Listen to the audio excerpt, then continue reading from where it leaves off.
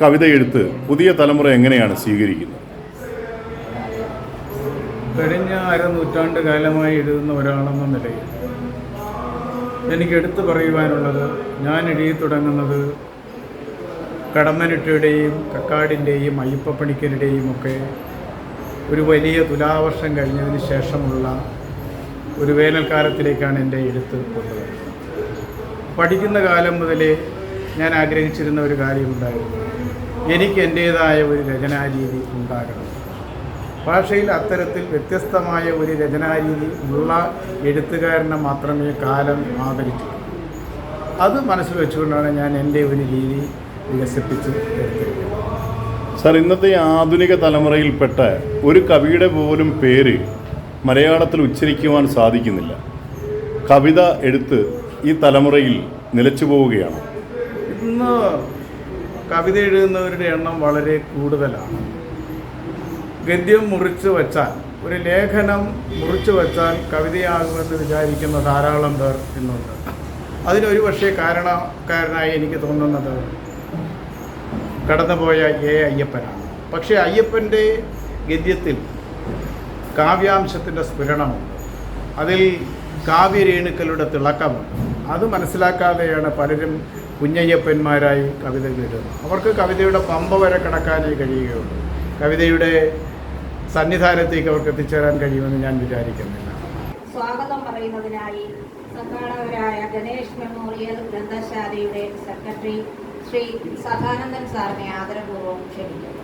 എല്ലാ രീതിയിലും സഹായിച്ചുകൊണ്ടിരിക്കുന്ന നമ്മുടെ വകുപ്പ് മന്ത്രി ശ്രീമതി ചിന്തുറാണിക്ക് നിങ്ങളുടെ ഏവരുടെയും പേരിൽ ഈ വേദിയിലേക്ക് ഞാൻ സ്വാഗതം ചെയ്യുകയാണ്. അതുപോലെ എനിക്ക് അധ്യക്ഷമായിട്ടുള്ളത് ശ്രീമതി എസ് എസ് സുരതയാണ്. ഇത് മലയാള ഐക്യവേദിയുടെ പ്രസിഡന്റാണ്, ജില്ലാ പ്രസിഡന്റാണ്. അത് ഒരു ഔദ്യോഗികയുടെ പേരിൽ അവർക്കും സ്വാഗതം ആശംസിക്കുകയാണ്. പ്രിയങ്കരനായ ശ്രീ അടുതല ജയപ്രകാശ് അവர்கள், പ്രിയപ്പെട്ട ശ്രീ യു അനിൽകുമാർ, നമ്മുടെ വേദിയിൽ എഴുത്തുകാരായിട്ടുള്ള ആൾക്കാർ ഉൾപ്പെടെയുള്ള നിരവധി വ്യക്തികൾ നമ്മുടെ വേദിയിലുണ്ട്.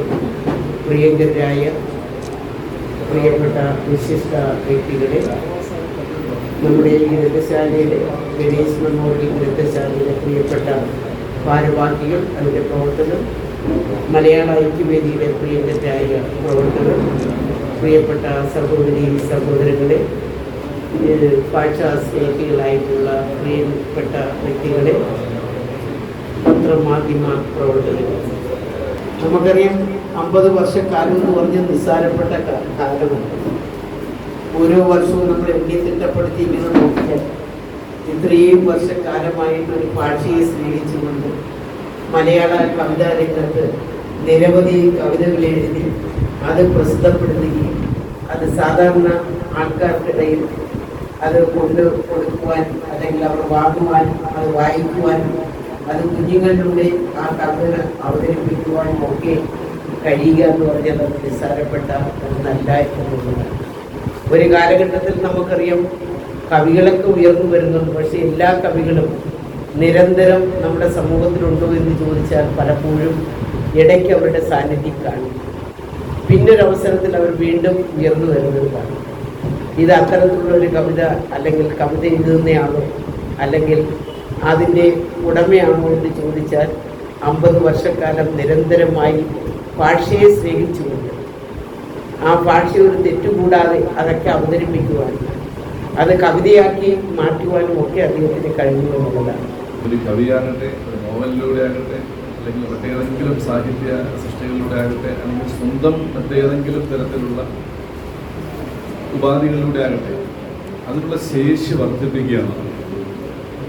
പുതിയ തലമുറയ്ക്ക് ആ ശേഷി വളർന്നു കൊടുക്കുകയാണ്. അതൊരു സൃഷ്ടിപരമായ ഒരു പ്രവർത്തനമാണ്. വ്യക്തിയുടെ കവിതാ ജീവിതത്തിൻ്റെ 50 വർഷം എന്ന സാങ്കേതികത്വത്തിനപ്പുറത്ത് അങ്ങനെ ഒരു വലിയ സാമൂഹിക ഫലം, വർത്തമാനകാല പ്രസക്തി ഈ ചടങ്ങിനുണ്ട് എന്നാണ് ഞാൻ വിശ്വസിക്കുന്നത്.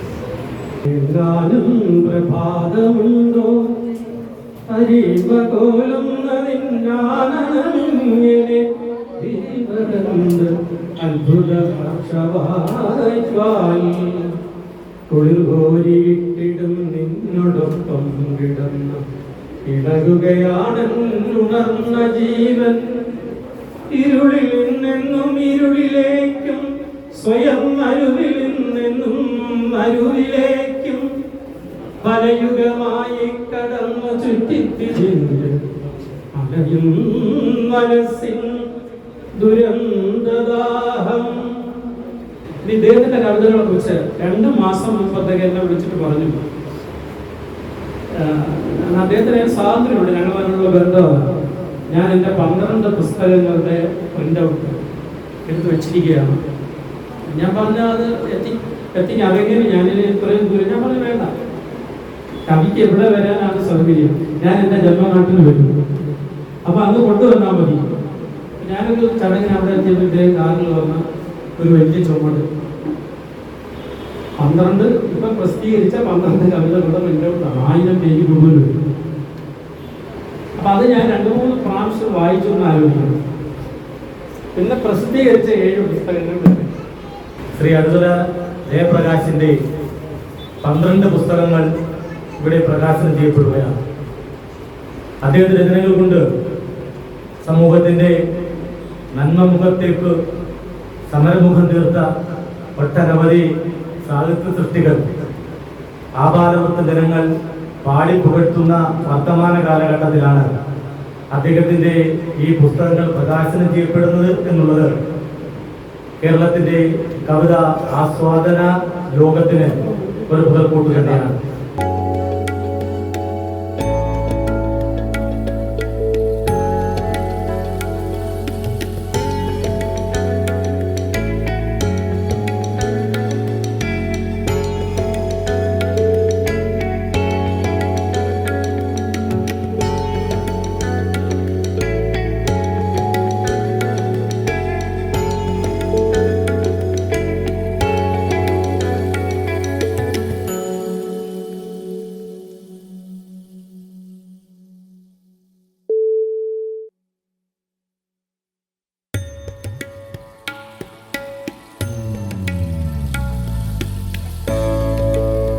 ജീവരക്ഷയ്ക്കെന്നും തുണയായവ, വധശിക്ഷയിൽപ്പെട്ട മനുഷ്യന്റെ രക്ഷയ്ക്ക് മതജാതി നോക്കാതെ കേരളീയരായ ഭാരതീയർ. ഇങ്ങനെ 50-ാം വർഷത്തിൽ കാവ്യ സഭയുടെ 50-ാം വർഷത്തിൽ ഒരു 12 കവിതാ ഗ്രന്ഥങ്ങൾ പ്രസിദ്ധീകരിക്കാൻ പോകുന്നു എന്ന് ഇതിൻ്റെ പ്രാരംഭ പ്രവൃത്തികൾ തുടങ്ങിയപ്പോൾ തന്നെ എന്നെ അറിയിച്ചിരുന്നു. അദ്ദേഹം വളരെ മനുഷ്യസ്നേഹിയായ ഒരു കവിയാണ്. എല്ലാ കവികളും മനുഷ്യസ്നേഹി അല്ലെന്ന് പറയുന്നില്ല. അദ്ദേഹത്തിന് ആ പ്രത്യേകത നിഴലിച്ചിട്ടുണ്ട്. അത് പലപ്പോഴും വ്യക്തി സൗഹൃദം നിലനിർത്താൻ വേണ്ടി പ്രകടിപ്പിച്ചിട്ടുണ്ട്. ചാത്തന്നൂർ പബ്ലിക് ലൈബ്രറിയിൽ വെച്ച് ഉപമാനത്തിൻ്റെ വാർഷിക മീറ്റിങ്ങുകൾ കൂടാറുണ്ട്. ഒരു വസന്തത്തിൻ സൗരഭ കനവുമാ മരുവുന്നിവിടൊരു രക്തസാക്ഷി. ക്ലബിൽ ആദ്യത്തെ പരിപാടി, സന്ധ്യക്കുള്ള പരിപാടിയൊക്കെ തീർന്ന് കവിതയൊക്കെ തുടങ്ങുമ്പോൾ 8 മണിയാവും. 2 റൗണ്ട് കവികളെല്ലാം കവിത ചൊല്ലി കഴിയുമ്പം 10-10:30 അന്ന് ഈ തോടൊക്കെ പിന്നെ വഞ്ചിയുടെ ചങ്ങല കൂട്ടിയിട്ടുള്ള വഞ്ചിയുടെ ചങ്ങല പൊട്ടിച്ച് ആ തോണി കയറി ഇക്കര വന്ന് നമ്മുടെ ചാത്തന്നൂരേക്ക് വന്നതൊക്കെ എനിക്ക് ഓർമ്മയുണ്ട്. 12 കവിതാ സമാഹാരങ്ങളുടെ പ്രകാശനം നടന്ന ഈ ധന്യമുഹൂർത്തത്തിൽ അദ്ദേഹത്തിൻ്റെ കവിതയെക്കുറിച്ച് ഉള്ള ചർച്ചകൾ, അദ്ദേഹത്തിൻ്റെ കവിതകൾ നേരത്തെ ഇവിടെ ആലപിക്കുകയുണ്ടായി. അപ്പോൾ അദ്ദേഹത്തിൻ്റെ കവിതയെക്കുറിച്ച് ഒന്നുമല്ല ഞാൻ എന്തെങ്കിലും 2 വാക്ക് പറയണം എന്ന് വിചാരിക്കുന്നു. ഏകദേശം ഒരേ കാലഘട്ടത്തിൽ അക്ഷരവൃത്തി തുടങ്ങിയവരാണ് ഞങ്ങൾ.